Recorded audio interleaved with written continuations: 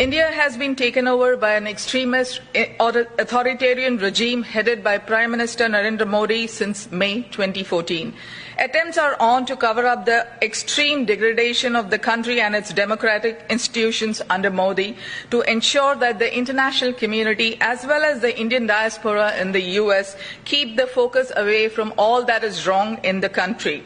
Right-wing Hindu groups in the US supporting Modi are not only infiltrating US politics at every level, including the Congress and the Senate, they are also striving to gain acceptance from the Hindu culture to keep up the facade of all is well.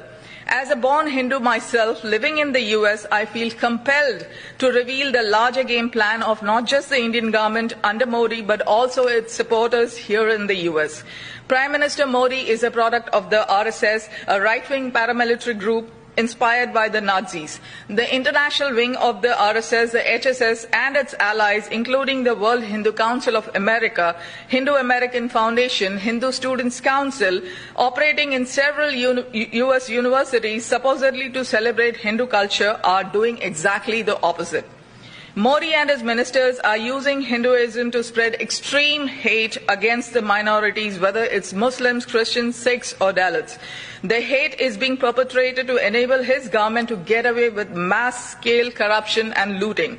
50 million Indians have been pushed into poverty since the COVID crisis, and the Modi government has no answer for them.